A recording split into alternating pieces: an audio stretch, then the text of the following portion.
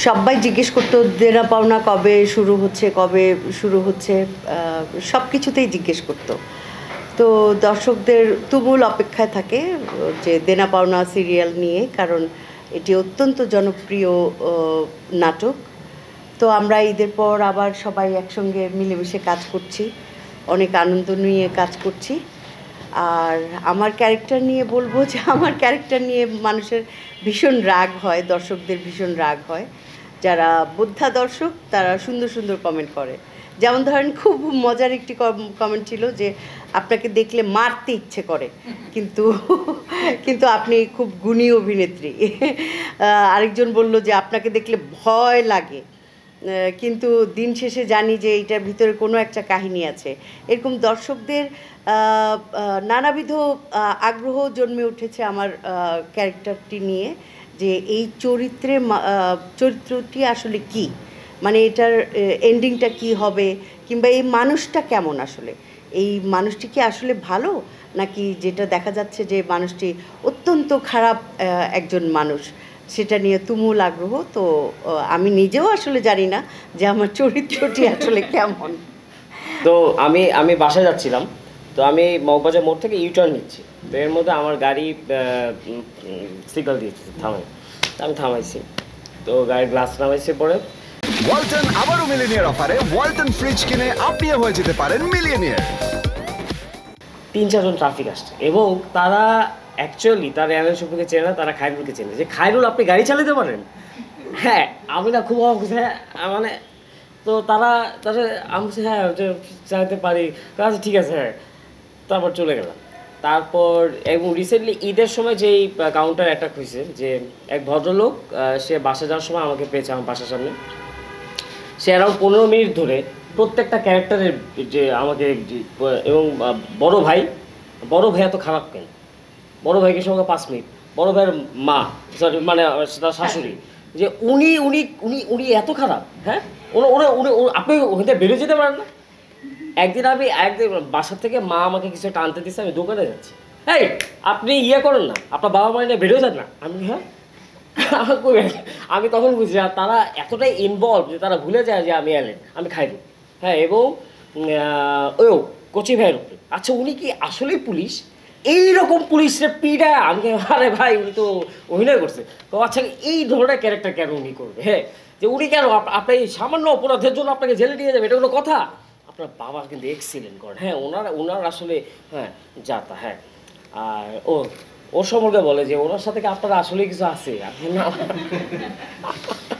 দেনা পাওনা তো অনেক দিন ধরে করছি, দর্শকদের তুমুল আগ্রহ আছে, এবং ঈদের সময় অনেক দর্শক জিজ্ঞেস করেছে কেন ঈদের স্পেশাল পর্ব যায়নি, দেনা পাওনা কেন বন্ধ রেখেছেন। তো আমি বলেছি যে আপনারা ঈদের সময় অন্য অন্য নাটক দেখবেন, কাজে দেনা পাওনা সিরিয়ালটা যদি না দেখেন দর্শকরা সেটা মানতে চায় না, বলে আমরা ঈদের স্পেশাল দেনা পাওনা চাই। তো যাই হোক, আমি মনে করি যে আমরা করি না স্পেশাল দেনা পাওনা, তাতে করে দর্শকদের আগ্রহটা আরও বেড়ে গেছে। কবে আসবে, কবে আমরা দেনা পাওনা দেখব। আমার খুবই কাছের একজন মানুষ দিন গুনে ঈদের পরে দিন গুনছে যে সোমমঙ্গল আসবে না বুধ বৃহস্পতিবার আসবে দেনা পাওনা। মানে এতটাই দর্শকের আগ্রহ হয়েছে আমাদের এই গল্পটা নিয়ে। গল্পটা আসলেই মধ্যবিত্ত ফ্যামিলির টানা পড়ে মানুষের গল্পটা নিয়ে আগ্রহ হলো এই মধ্যবিত্ত ফ্যামিলির যে টানা পড়েন, ছেলে বিয়ে করানোর পরে ছেলের মা এবং ছেলের বাবার প্রতি বউয়ের দায়িত্ববোধ করছে, কিন্তু যথেষ্ট বউ, তারপরেও কোথায় যেন কি নাই। এই বিভিন্ন এগুলো আসলে মানুষদের জীবনের কাহিনী মিলে যাচ্ছে বলেই এতটা আগ্রহ। দীর্ঘ না, ছোট্ট বিরতি বলবো, বাট দর্শকদের এত কমেন্টে মনে হচ্ছে এই বিরতিটা বিশাল বড় ছিল। যে কোনো একটা ছবি পোস্ট করলে কোথাও আমি ঘুরতে গেছি, খেতে গেছি, আপনি ঘুরে বেড়াচ্ছেন, দেনা পাওনা কোথায়, দেনা পাওনা দিচ্ছেন না কেন, মানে পারলে মারতে আসে আর কি, কেন দেনা পাওনা দিচ্ছি না। তো এত বিরতির পর মানে দীর্ঘ প্রতীক্ষার পর আসলে আবারও আমরা কাজ শুরু করেছি। ইতিমধ্যে দেনা পাওনা অন এয়ারও যাচ্ছে, আপনারা নিশ্চয়ই দর্শকরা দেখতে পাচ্ছেন। আর আমার কাছে সবসময় মনে হয় যে অপেক্ষার ফল সবসময় মধুর হয়। তো আরও অনেক মজার মজার গল্প নিয়ে অবশ্যই আপনাদের সামনে আমরা হাজির হচ্ছি। আর আমার ক্যারেক্টার তো আমি তো ভাবি আমি তো খুবই খারাপ মহিলা, আমার মায়ের মতো। আমরা ভিলেন এখানে। খায়রুলকে কেন দেখতে পারি না, খায়রুলের সঙ্গে কেন ভালো ব্যবহার করি না, এবং কেউ কেউ তো এটাও বলে যে আপনি ডিরেক্টরের কথা শুনবেন না, আপনি ডিরেক্টর যদি বলেও আপনি শুনবেন না, আপনি বাবা মার সঙ্গে শ্বশুর শাশুড়ির সঙ্গে অবশ্যই ভালো ব্যবহার করবেন। তো এইগুলোই তো আসলে একটা ক্যারেক্টারের অনেক বড় পাওয়া আমি মনে করি। আর এতদিন পরে এসে একটা ফ্যামিলি ড্রামা কেন এত জনপ্রিয়তা পাচ্ছে সেটা অপুদি খুব সুন্দর করে বললেন যে আসলে আমরা আসলে আমাদের জীবনের আমাদের ক্যারেক্টারের রিফ্লেকশন আসলে দেখতে চাই। যখনই ওই ক্যারেক্টারের সঙ্গে আমার ক্যারেক্টারের কিছুটা মিলে যায়, কোনো গল্পের সঙ্গে কোনো কাহিনীর সঙ্গে যখন মিলে যায়, তখন আমরা খুব সহজে এটা কানেক্ট করতে পারি, তখন আমরা খুব সহজে ওটাতে ঢুকে যেতে পারি, ওই ইমোশনটা আমাকেও ছুঁয়ে যায়। সেই কারণেই হয়তো বা দেনা পাওনা মানুষের হৃদয় এতটা ছুঁয়ে গেছে। আমার এই ক্যারেক্টারটা করতে অনেক ভালো লাগছে। আমি এখান থেকে অনেক কিছু শিখেছি, যে স্ক্রিপ্ট ছাড়া কাজ করাটা এটা আমার কাছে অনেক মানে ডিফারেন্ট লেগেছে। এই কাজটা প্রথমে ডিরেক্টর সোহাগ যখন আমাকে গল্পটা শোনায়, গল্পটা শোনানোর পর আমি আবিষ্কার করলাম যে এই গল্পটা আসলেই আমার বড় ভাইয়ের নাম ছিল ইব্রাহিম। আসলে আমার দেখা, আমার জীবনের, আমার পারিবারিক গল্প হচ্ছে এটা।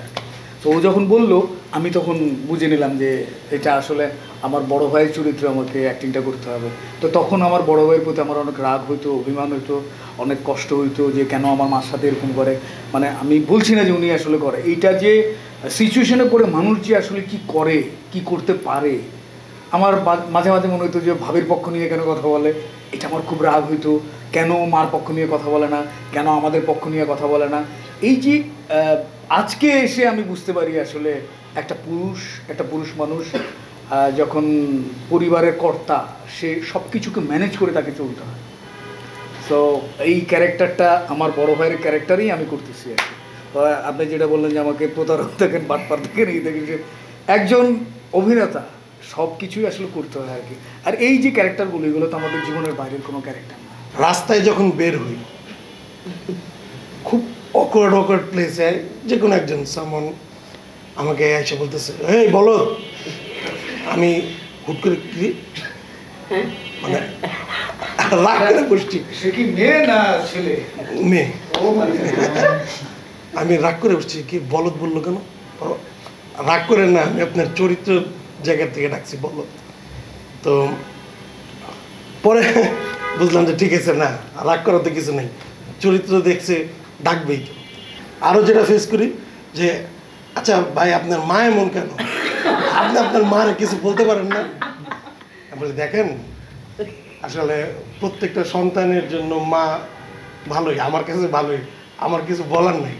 এটা আসলে আমি লাকি এনাফ ছিলাম যে এই টিমের সাথে আমি কাজ করতে পারছি, বিকজ আমি একদমই অ্যাক্টিং ব্যাকগ্রাউন্ড থেকে না। আর আমার কাছে আমার আগের কাজ দেখলে মনে হয় খুব ওভার অ্যাক্টিং হয়ে যেত, বাট এইখানে সেটে আসার পরে প্রত্যেকের কাছ থেকে আমি শিখতেছি। সত্যি কথা, চুরি করে হলেও শিখি। মাঝে মাঝে দেখা যায় আমি এমনি বসে বসে দেখি তারা কীভাবে এক্সপ্রেশনস দিচ্ছে, ডায়ালগস দিচ্ছে। অ্যান্ড পিচ্ছি বললো না, স্ক্রিপ্ট ছাড়া কাজ করা এটা একটা আলাদা মজা আছে। স্ক্রিপ্ট ছাড়া থাকলে আমাদের ডিরেক্টর ভাইয়া, সোহাগ ভাইয়া আমাকে জিজ্ঞেস করে যে তুমি নিপা হলে কি বলবে, নিপা হয়ে তুমি কি বলবা। সো যে ক্যারেক্টার থেকে ক্যারেক্টারটাকে ভেতরে নিয়ে দেন ডায়লগ ডেলিভারি দেওয়া, এটা পুরাটা একটা নিউ এক্সপিরিয়েন্স ছিল, আর পুরাটাই লার্নিংয়ের মধ্যে দিয়ে যাচ্ছে। And I am completely blessed যে এটা এত ভালো হয়েছে। আর যদি ভালো নাও হতো তাও আমার মনে হয় আমি ওনাদের সাথে কাজ করতে পারছি, এটাই আমার লাইফের একটা অনেক বড় সফলতা। আর এই গোল্ডেন এরাটা আসবে কি না আসবে আমি এটাও জানি না। So thanks to the director, thanks to the whole team of Cinemawala and all of you guys. দেনা পাওনা গল্পটা এমন যে আমি যদি অন্য কোনো গল্পের মধ্যে ঢুকি বা অন্য কোনো আমি স্ক্রিপ্ট করতে বসি, সেখানেও দেখা যাচ্ছে যে দেনা পাওনার কোনো একটা ক্যারেক্টার মাথায় চলে আসে, আমি সাথে সাথে ওইটা নিয়ে ভাবি, ওইটা একটা নোট করে ফেলি, ফোনেই একটা নোট করে ফেলি, এরকম একটা বিষয়। যেমন আমি হাঁটতে চলতে হুটহাট করে একটা করে জিনিস চলে আসে, মানে গল্পের বাইরে গিয়ে, মানে শ্যুটের বাইরে গিয়েও দেখা যাচ্ছে যে আমার মানে নর্মাল লাইফের মধ্যেও এই গল্পটার সাথে আমি অ্যাড হয়ে যাচ্ছি মানে না চাইতেও। সো এই জায়গা থেকে আমার মনে হয় যে এটা আমার পছন্দের গল্প, বা আমি এই গল্পটা বলে শান্তি পাচ্ছি। সো এতটুকু। আমি এই জায়গাটাতে আমি দর্শকের কাছে আমি সরি বলতে চাই, কারণ তাদের আর কোনো চাওয়া নাই, একটাই চাওয়া যে দেনা পাওনা 20 মিনিট কেন, এটা 40 মিনিট কেন না, মানে সপ্তাহে 2টা এপিসোড কেন, এটা মিনিমাম 3টা না কেন। আসলে একটা ভালো কাজ করতে হলে একটু সময় নিতে হয়, একটু টাইম নিয়ে একটু গুছিয়ে সুন্দরভাবে করতে হয়। আমি যদি আসলে এখন হুট করে এপিসোড বাড়াতে যাই বা টাইম ডিউরেশনটা বাড়াইতে যাই, তখন দেখা যাচ্ছে যে কাজটা হয়তো এত সুন্দর থাকবে না, তখন হয়তো আপনারাই বিরক্ত হয়ে যাবেন। এখন যেমন 20 মিনিট দেখতে গিয়ে মনে হয় যে এত ছোটো কেন, হয়তো আপনার চোখে লাগছে না, কারণ হয়তো আপনি পছন্দ করছেন, ভালোবাসছেন, দেখতে দেখতে শেষ হয়ে যাচ্ছে।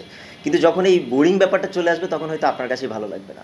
তবে এতটুকু বলতে চাই যে আমি বা আমরা হয়তো প্ল্যান আছে যে এপিসোড 3টা করার, হয়তো ঈদের পর আমরা এটা ট্রাই করব উইকলি 3টে এপিসোড করার। সর্বশেষ বলতে চাই, দেনা পাওনাকে যেভাবে দর্শক ভালোবাসে, ভালোবাসায় রাখবেন, বাকিটা চেষ্টা করব আপনাদের ভালোবাসার মর্যাদা সম্মান রাখতে।